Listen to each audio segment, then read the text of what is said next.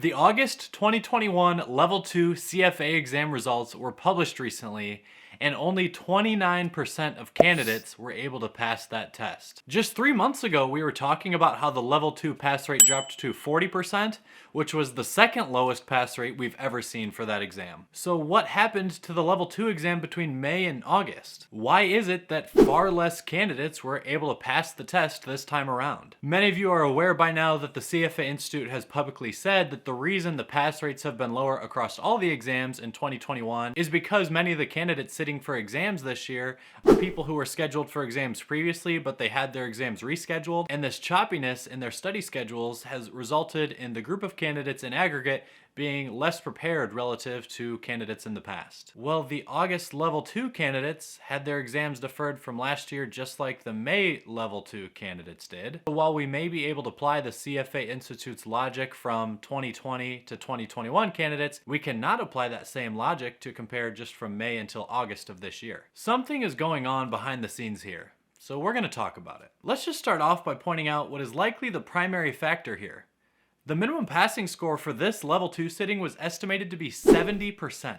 This is the highest minimum passing score we've ever seen for Level 2, and frankly is a really high hurdle to have to clear for an exam as difficult as this one can be. Now, I know that this 70% minimum passing score is an estimate put together by 300hours.com and not actually published by the CFA Institute, but 300hours.com uses a lot of data points to get these minimum passing score estimates that they do for each sitting of the exams. And for the Level 2 exam to go from a long-term average minimum passing score of around 63% up to 67% in May of this year, and now to 70%. Those are huge jumps when it comes to an exam like this. So my question is, why isn't the CFA Institute saying anything about this? Again, there's almost no way that we can assign this significant drop in the Level 2 pass rate from 40% just earlier this year down to 29% to the pandemic. The August Level 2 candidates had a similar, if not identical, path to sitting for their exam as the May Level 2 candidates did.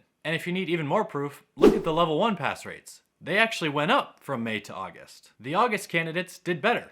So we really can't say that there's something implicitly more difficult about taking an exam in the month of August rather than May. It's not like having your exam deferred by a few more months could have been the cause here, otherwise we would have seen the Level 1 pass rates lower too. So I have a feeling, and this is just my personal opinion, I think there may be some serious chaos going on behind the scenes over at the CFA Institute. Think about it. I mean, this is an organization that prides itself in excellence and professionalism and really determining the most qualified financial analysts out there with a good degree of accuracy. They've always been clear about their stated methodology, and they reiterated it again this year, which is that they want every person who becomes a CFA charter holder to be at least minimally qualified by the same standard as every person who's become a CFA charter holder in the past. And that stated objective requires a high degree of consistency among how qualified people need to be to get through the program. And when you look at the historical pass rates, it does seem that the Institute has been able to achieve this level of consistency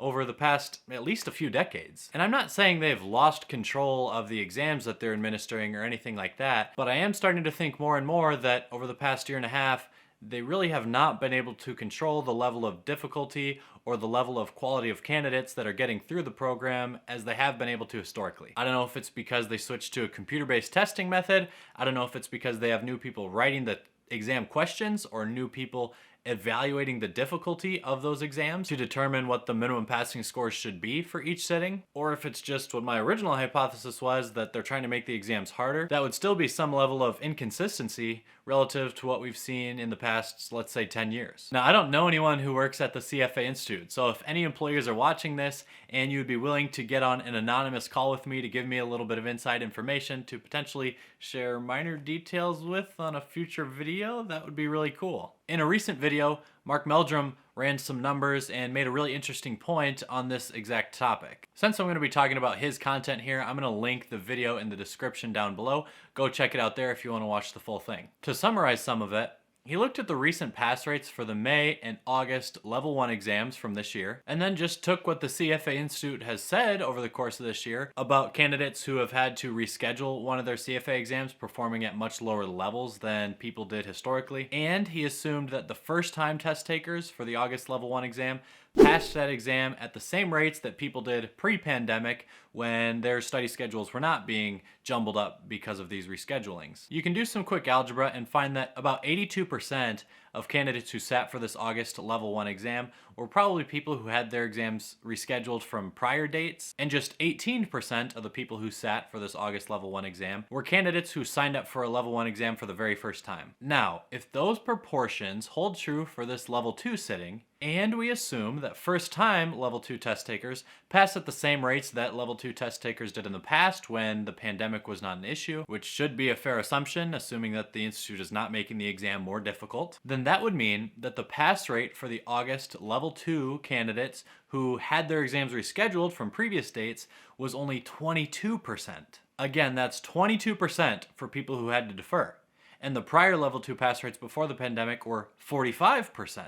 Do we really think that having an exam deferred cuts your chances of passing in half? Many of you know my opinion on this. I've felt like if I had an exam deferred when I was a CFA candidate, I would have ended up studying more and potentially had performed better. So are they really getting cut in half?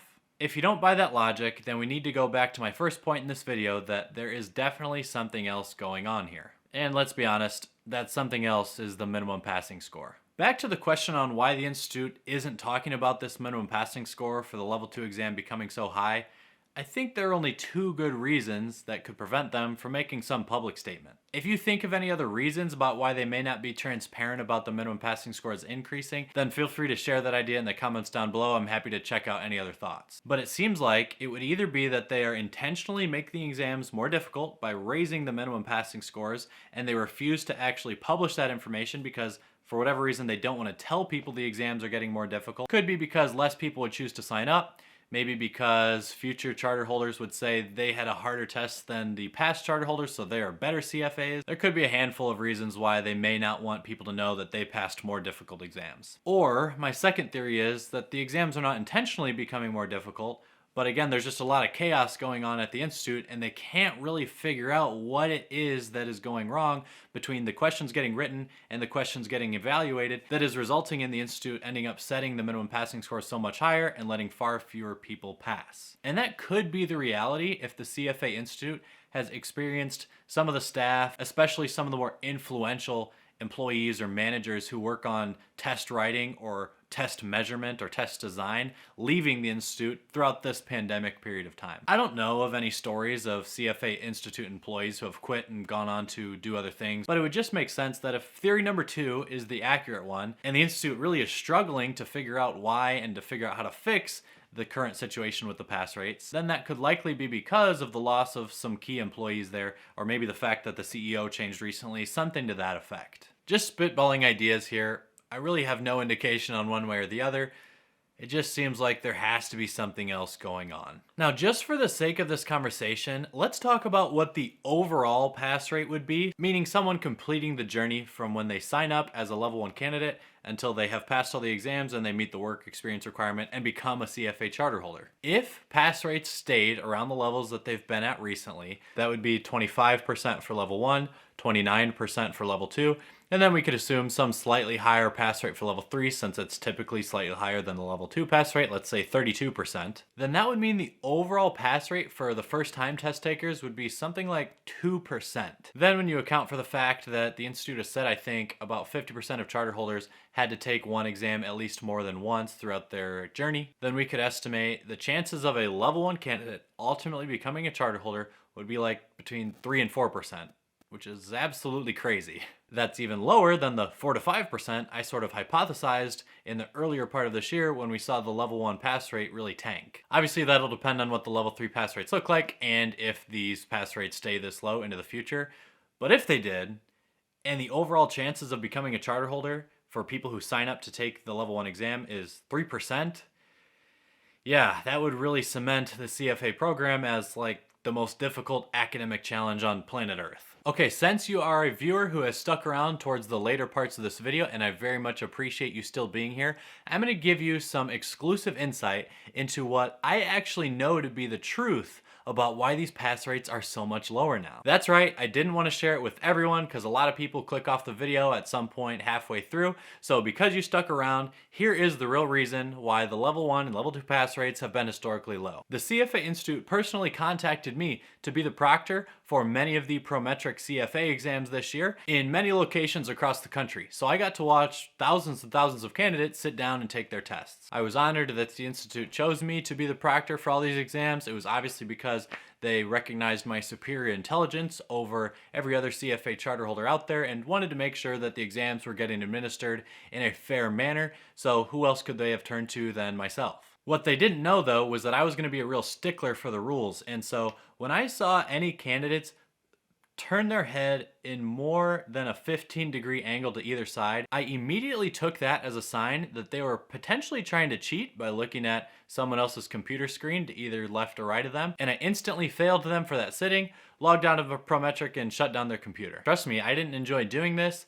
I just felt the need to do it because I wanted to make sure that no one would ever become a CFA charter holder who could have potentially cheated by turning their head in a 15-degree angle in either direction. I was really watching out for all the other charter holders out there who had to pass the thing without cheating as well. So you're welcome, everybody. Sorry if you saw me at your test center and I failed you on your test, but that's how the cookie crumbles sometimes. So don't forget to like this video, subscribe to the channel if you haven't already, and as always, thanks for watching.